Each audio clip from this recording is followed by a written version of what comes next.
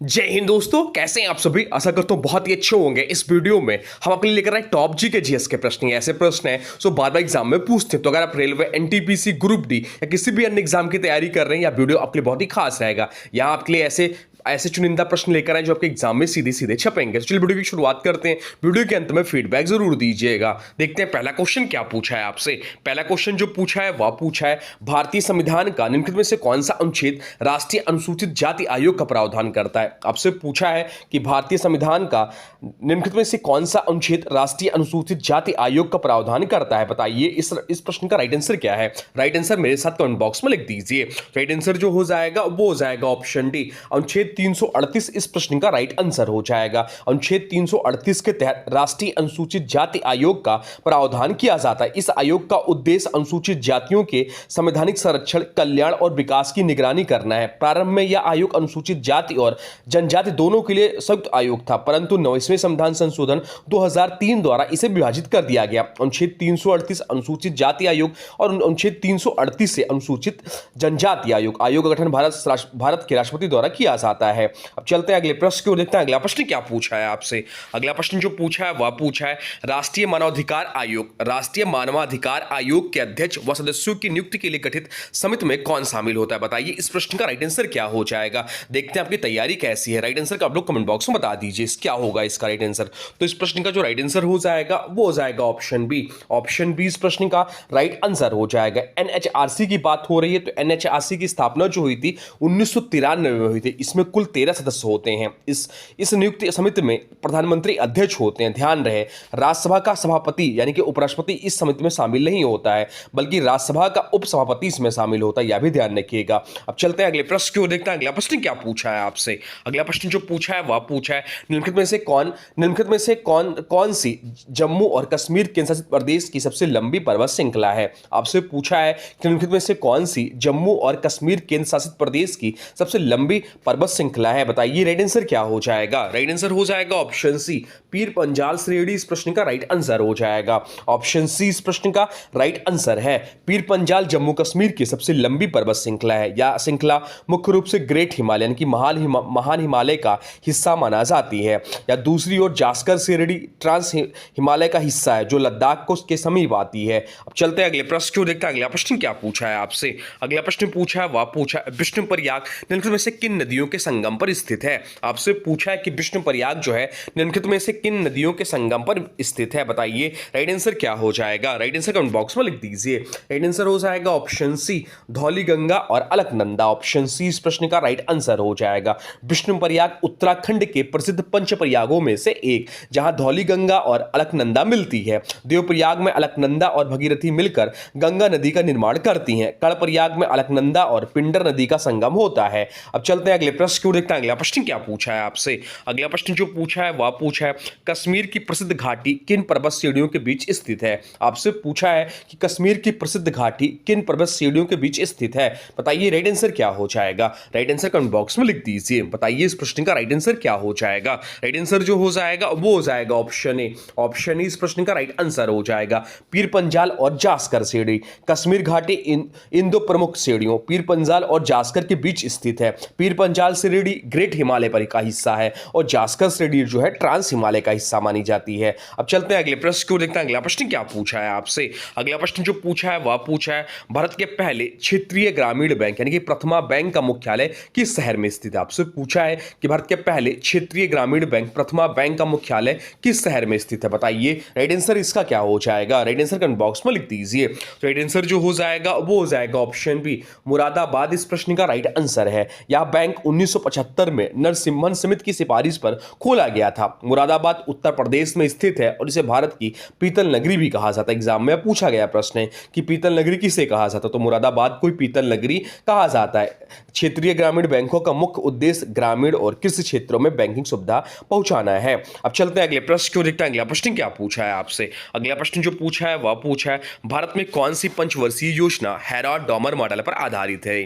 आपसे पूछा कि भारत में कौन सी पंचवर्षीय योजना हेराड डॉमर मॉडल पर आधारित थी, बताइए राइट आंसर क्या हो जाएगा। राइट आंसर हो जाएगा ऑप्शन ए, पहली पंचवर्षीय योजना। ऑप्शन ए इस प्रश्न का राइट आंसर है। पहली पंचवर्षीय योजना जिसका कार्य पीरियड था 1951 से 56 के बीच, यह परियोजना चना या हेराड डॉमर मॉडल पर आधारित थी। यह मॉडल मुख्य रूप से कृषि के विकास और सिंचाई पर जोर देता था। इस योजना के तहत भांखड़ा नागल, दामोदर घाटी और महानदी पर बड़े बांध बनाए गए। अब चलते हैं अगले प्रश्न क्यों देखते हैं अगला प्रश्न क्या पूछा है आपसे। अगला प्रश्न जो पूछा है वह पूछा है अर्थशास्त्र में उस धन को क्या कहते हैं। आपसे पूछा कि अर्थशास्त्र में उस धन को क्या कहते हैं जो पहले ही व्यय किया जा चुका है और जिसे पुनः प्राप्त नहीं किया जा सकता। बताइए इस प्रश्न का राइट आंसर क्या हो जाएगा। राइट आंसर हो जाएगा उस प्रश्न का ऑप्शन बी, निमग्न लागत यानी कि संक कॉस्ट उसे बोलते हैं। निगमन लागत या संक कॉस्ट एक ऐसी लागत होती है जो भूतकाल में खर्चे की जा चुकी थी और इसे खर्च करने के बाद भविष्य में किसी भी स्थिति में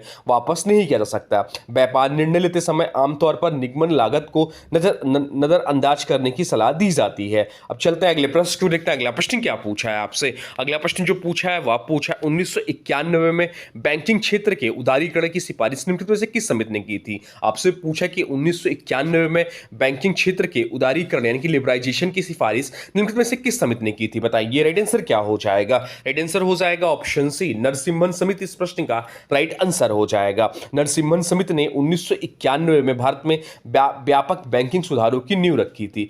अन्य महत्वपूर्ण समितियों की बात करें तो तेंदुलकर समिति 2009 गरीबी रेखा के निर्धारण से संबंधित है। विजय केलकर समिति का संबंध जीएसटी यानी कि वस्तु एवं सेवा कर और कर सुधारों से है। अब चलते हैं अगले प्रश्न की ओर देखते हैं अगला प्रश्न क्या पूछा है आपसे। अगला प्रश्न जो पूछा है वह पूछा है भारत के संविधान के किस अनुच्छेद के तहत सरकारी बजट तैयार करने का प्रावधान किया गया है। इंपॉर्टेंट प्रश्न है, बताइए इसका राइट आंसर क्या हो जाएगा। आप लोग कमेंट बॉक्स में इसका राइट आंसर जरूर बताइए। आपसे पूछा है कि भारत के संविधान के किस अनुच्छेद के तहत सरकारी बजट तैयार करने का प्रावधान किया गया है। बताइए इसका राइट आंसर क्या हो जाएगा। राइट आंसर हो जाएगा ऑप्शन बी, अनुच्छेद 112 इस प्रश्न का राइट आंसर है। ऑप्शन बी इस प्रश्न का राइट आंसर हो जाएगा। संविधान में कहीं भी बजट शब्द का उल्लेख नहीं किया गया है। अनुच्छेद 112 के तहत इसे वार्षिक वित्तीय विवरण यानी कि एनुअल फाइनेंशियल स्टेटमेंट कहा गया है। धन विधेयक जो है अनुच्छेद 110 और वित्त विधेयक केवल लोकसभा में ही पेश किया जा सकते हैं। चलते हैं अगले प्रश्न क्यों देखते हैं अगला प्रश्न क्या पूछा है आपसे। अगला प्रश्न जो पूछा है वह पूछा है भारतीय संविधान के किस भाग में संघीय कार्यपालिका का प्रावधान है। आपसे पूछा है कि भारतीय संविधान के किस भाग में संघीय कार्यपालिका का प्रावधान है। बताइए राइट आंसर क्या हो जाएगा। राइट आंसर हो जाएगा ऑप्शन ए, भाग 5। ऑप्शन ए इस प्रश्न का राइट आंसर हो जाएगा। भारतीय संविधान का भाग 5 संघ सरकार से संबंधित है। यह भाग अनुच्छेद 52 से 151 तक फैला हुआ है। इसमें केंद्र स्तर पर शासन की संरचना और कार्यपालिका, विधायिका तथा न्यायपालिका की शक्तियां बताई गई हैं। भाग 3 जो दिया हुआ है मौलिक अधिकारों से संबंधित है। भाग 4 राज्य के नीति निर्देशक तत्वों से संबंधित है। भाग 6 राज्यों की कार्यपालिका और प्रशासन से संबंधित है। अब चलते हैं अगले प्रश्न को देखते हैं अगला प्रश्न क्या पूछा है आपसे। अगला प्रश्न जो पूछा है वह पूछा है निम्नलिखित में से कौन सी झील भारत की सबसे लंबी झील है। आपसे पूछा है कि निम्नलिखित में से कौन सी झील भारत की सबसे लंबी झील है। बताइए राइट आंसर क्या हो जाएगा। राइट आंसर हो जाएगा ऑप्शन है, वेम्बनाड झील इस प्रश्न का राइट आंसर हो जाएगा। वेम्बनाड झील भारत की सबसे लंबी झील है। यह झील केरल राज्य में स्थित है। इसकी लंबाई लगभग 96 किलोमीटर है। यह झील अरब सागर से जुड़ी हुई है और इसके चारों ओर प्रसिद्ध बैक वाटर क्षेत्र, झीलों के किनारे कोच्चि, अल्पुझा और कोट्टयम जैसे प्रमुख शहर स्थित है। अब चलते हैं अगले प्रश्न की ओर देखते हैं अगला प्रश्न क्या पूछा है आपसे। अगला प्रश्न जो पूछा है वह पूछा है किस आयोग ने सरकारी सेवाओं के सभी स्तरों में ओबीसी उम्मीदवारों के लिए 27% आरक्षण की सिफारिश की। आपसे पूछा है किस आयोग ने सरकारी सेवाओं के सभी स्तरों में ओबीसी उम्मीदवारों के लिए 27% आरक्षण की सिफारिश की। बताइए राइट आंसर क्या हो जाएगा। राइट आंसर हो जाएगा ऑप्शन बी। ऑप्शन बी इस प्रश्न का राइट आंसर हो जाएगा। मंडल आयोग। मंडल आयोग का गठन 1979 में तत्कालीन प्रधानमंत्री मोरारजी देसाई द्वारा किया गया। अध्यक्ष इसके थे बिपिन चंद्र मंडल। उद्देश्य भारत में सामाजिक और शैक्षणिक रूप से पिछड़े वर्गों की पहचान करना और उनके उत्थान हेतु सिफारिशें देना।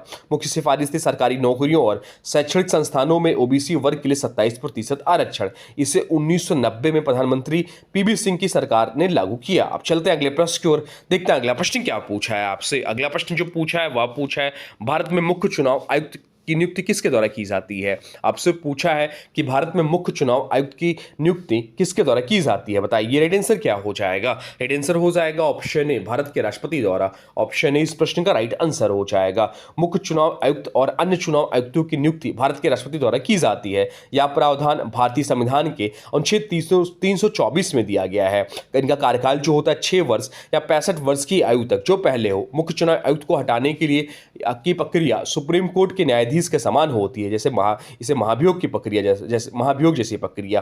भारत का पहला मुख्य चुनाव आयुक्त कौन था? भारत के पहले मुख्य चुनाव आयुक्त जो थे सुकुमार सेन थे। अब चलते हैं अगले प्रश्न को देखते हैं। अगला प्रश्न क्या पूछा है आपसे? अगला प्रश्न जो पूछा है वह पूछा है 8 अप्रैल 1929 को निम्नलिखित में से किन दो क्रांतिकारियों ने केंद्रीय विधानसभा में बम फेंका था? आपसे पूछा है कि 8 अप्रैल 1929 को निम्नलिखित में से किन दो क्रांतिकारियों ने केंद्रीय विधानसभा में बम फेंका था? बताइए राइट आंसर क्या हो जाएगा? राइट आंसर हो जाएगा ऑप्शन सी, भगत सिंह और बटुकेश्वर दत्त ने। 8 अप्रैल 1929 को भगत सिंह और बटुकेश्वर दत्त ने दिल्ली के केंद्रीय विधानसभा भवन में बम फेंका। उनका उद्देश्य किसी को नुकसान पहुंचाना नहीं था, बल्कि ब्रिटिश सरकार के अत्याचारी कानूनों जैसे पब्लिक सेफ्टी बिल और ट्रेंड डिस्प्यूट बिल पर का विरोध करना था। बम बहुत कम शक्ति का था और इसे बहरों को सुनाने के लिए फेंका गया था। बम फेंकने के बाद दोनों ने स्वयं को गिरफ्तार करवाया और अदालत ने अपने विचार रखे। यह घटना Hindustan socialist Republican association HSRA से जुड़ी थी। अब चलते हैं अगले प्रश्न को देखते हैं। अगला प्रश्न क्या पूछा है आपसे? अगला प्रश्न जो पूछा है वह पूछा है इनमें से किस सत्याग्रह में वल्लभ भाई पटेल को सरदार की उपाधि दी गई? आपसे पूछा है कि इनमें से किस सत्याग्रह में वल्लभ भाई पटेल को सरदार की उपाधि दी गई? बताइए राइट आंसर क्या हो जाएगा? राइट आंसर हो जाएगा ऑप्शन बी, बारदोली सत्याग्रह। बारदोली सत्याग्रह 1928 गुजरात के सूरत जिले के बारदोली तालुका में हुआ था। इसका नेतृत्व वल्लभ भाई पटेल ने किया, जो उस समय भारतीय राष्ट्रीय कांग्रेस के प्रमुख नेताओं में से एक थे। यह आंदोलन किसानों के अन्यायपूर्ण भू राजस्व बढ़ोतरी के विरोध में था। किसानों की एकजुटता और पटेल के नेतृत्व के कारण ब्रिटिश सरकार को राजस्व वृद्धि वापस लेनी पड़ी। उनकी उत्कृष्ट नेतृत्व क्षमता के कारण बारदोली की महिलाओं ने उन्हें स्नेहपूर्वक सरदार की उपाधि दी। अब चलते हैं अगले प्रश्न की ओर, देखते हैं अगला प्रश्न क्या पूछा है आपसे। अगला प्रश्न जो पूछा है वह पूछा है प्रसिद्ध भारतीय संगीतकार उस्ताद अलाउद्दीन खां का संबंध निम्न में से किस वाद्य यंत्र से है? आपसे पूछा है कि प्रसिद्ध भारतीय संगीतकार उस्ताद अलाउद्दीन खां का संबंध निम्न में से किस वाद्य यंत्र से है? बताइए राइट आंसर क्या हो जाएगा? राइट आंसर हो जाएगा ऑप्शन सी, सरोद से। ऑप्शन सी इस प्रश्न का राइट आंसर हो जाएगा। उस्ताद अलाउद्दीन खां भारत के महान सरोद वादक और संगीत शिक्षक थे। वे मेहर घराना के संस्थापक थे। उनके प्रसिद्ध शिष्यों में शामिल हैं पंडित रविशंकर सिद्धार्थ वादक, अली अकबर खां उनके पुत्र प्रसिद्ध सरोद वादक, पन्ना लाल घोष बांसुरी वादक। उन्होंने भारतीय शास्त्रीय संगीत में वाद्य संगीत को ऊंचाई पर पहुंचा। उन्हें भारत रत्न 1971 से सम्मानित किया गया, इसलिए प्रश्न इंपॉर्टेंट हो जाता है। अब चलते हैं अगले प्रश्न की ओर, देखते हैं अगला प्रश्न क्या पूछा है आपसे। अगला प्रश्न जो पूछा है वह पूछा है झील और उसकी स्थिति वाले राज्यों के निम्नलिखित युग्मों में से कौन सा युग्म सम्मिलित नहीं है? आपसे पूछा है कि झील और उसकी स्थिति वाले राज्यों के निम्नलिखित युग्मों में से कौन सा युग्म सम्मिलित नहीं है? बताइए इस प्रश्न का राइट आंसर क्या हो जाएगा? तो सुल्तानपुर झील हरियाणा में, यह एकदम सही है। चिल्का झील उड़ीसा में, यह भी एकदम सही है। लोकटक झील मणिपुर में है, यह भी एकदम सही है। कोलेरू झील महाराष्ट्र जो दिया हुआ है यह आपका गलत ऑप्शन हो जाएगा। तो इस प्रश्न का राइट आंसर हो जाएगा ऑप्शन डी, जो कि गलत विकल्प है, सुमेलित नहीं है। सुल्तानपुर झील हरियाणा या गुरुग्राम हरियाणा में स्थित प्रसिद्ध पक्षी अभ्यारण्य है। चिल्का झील उड़ीसा या भारत की सबसे बड़ी खारे पानी की झील है। या पुलिकट झील के बाद एशिया की दूसरी सबसे बड़ी लैगून झील है। लोकटक झील मणिपुर या पूर्वोत्तर भारत की सबसे बड़ी मीठे पानी की झील है। और कोलेरू झील महाराष्ट्र दिया हुआ गलत ही। कोलेरू झील वास्तव में आंध्र प्रदेश में स्थित है, न कि महाराष्ट्र में। या गोदावरी और कृष्णा नदियों के बीच स्थित एक मीठे पानी की झील है। अब चलते हैं अगले प्रश्न की ओर, देखते हैं अगला प्रश्न क्या पूछा है आपसे। अगला प्रश्न जो पूछा है वह पूछा है दक्षिण भारत की सबसे ऊंची चोटी कौन सी है? आपसे पूछा है कि दक्षिण भारत की सबसे ऊंची चोटी कौन सी है? बताइए राइट आंसर क्या हो जाएगा? राइट आंसर कमेंट बॉक्स में लिख दीजिए। तो राइट आंसर जो हो जाएगा वो हो जाएगा ऑप्शन डी, अनाईमुड्डी शिखर। ऑप्शन डी इस प्रश्न का राइट आंसर हो जाएगा। अनाईमुड्डी शिखर दक्षिण भारत की सबसे ऊंची पर्वत चोटी है। यह केरल राज्य में अन्नामलई पर्वत माला पश्चिम घाट में स्थित है। इसकी ऊंचाई लगभग 2695 मीटर यानी कि 8842 फीट है। इसे दक्षिण भारत का एवरेस्ट भी कहा जाता है। अनाईमुडी शिखर को दक्षिण भारत का एवरेस्ट भी कहा जाता है। यह एराविकुलम राष्ट्रीय उद्यान में स्थित है। बाकी जो विकल्प दिया हुआ है दोडा बेट्टा या तमिलनाडु यानी कि नीलगिरी पर्वत, ऊंचाई लगभग 2637 मीटर, यह दूसरी सबसे ऊंची चोटी है। मुलायनगिरी जो है कर्नाटक में, ऊंचाई 1930 मीटर, पश्चिम घाट की प्रमुख चोटी है। अब चलते हैं अगले प्रश्न को, देखते हैं अगला प्रश्न क्या पूछा है, जो कि आज का अंतिम प्रश्न है। आपसे पूछा है, वह पूछा है कैसलिंग निम्नलिखित में से किस खेल से संबंधित है। बहुत ज्यादा महत्वपूर्ण हो जाते हैं आपके एग्जाम के दृष्टि से यह प्रश्न। आपसे पूछा है कि कैसलिंग जो है निम्नलिखित में से किस खेल से संबंधित है, बताइए राइट आंसर क्या हो जाएगा। राइट आंसर हो जाएगा ऑप्शन डी, शतरंज। इस प्रश्न का राइट आंसर हो जाएगा। कैसलिंग शतरंज में एक विशेष चाल है जिसमें राजा और हाथी दोनों एक साथ चलाए जाते हैं। इस चाल का उद्देश्य राजा को सुरक्षित स्थान पर लाना और हाथी को सक्रिय स्थिति में लाना होता है। यह शतरंज की एकमात्र चाल है जिसमें दो मोहरे एक साथ चलते हैं। बाकी विकल्पों की बात करें तो टेबल टेनिस, यहाँ सर्विस और रैली शब्द उपयोग होते हैं। बिलियर्ड्स की बात करें तो इसमें कैरम, क्यू, ब्रेक जैसे शब्द प्रयुक्त होते हैं। टेनिस, इसमें सर्व, ड्यूस ऐसे शब्द प्रयुक्त होते हैं। तो ये आपके टॉप जी के जीएस के प्रश्न जो आपके आने वाले एग्जाम के लिए बहुत ही महत्वपूर्ण हो जाते हैं। अब आज के वीडियो से प्रश्न है, इसका राइट आंसर आप लोग कमेंट बॉक्स में बताना है। आज के वीडियो से प्रश्न है, भारत में कौन सी पंचवर्षीय योजना हेराल्ड डॉमर मॉडल पर आधारित है। आपसे पूछा कि भारत में कौन सी पंचवर्षीय योजना हेराल्ड डॉमर मॉडल पर आधारित है। इसका जो भी राइट आंसर होगा कमेंट बॉक्स में जरूर बताइए। उसके बारे में जो भी कुछ जानते हैं वो भी कमेंट बॉक्स में लिख दीजिए। और हाँ, देखिए अभी तक आपने वीडियो को लाइक नहीं किया है तो प्लीज वीडियो को लाइक कर दीजिए और चैनल पे नए चैनल को सब्सक्राइब भी कर लीजिए। तो चलिए मिलता है एक नए वीडियो में, तब तक के लिए thanks for watching railway exam target. For more update please subscribe railway exam target channel को। जय हिंद, वंदे भारत।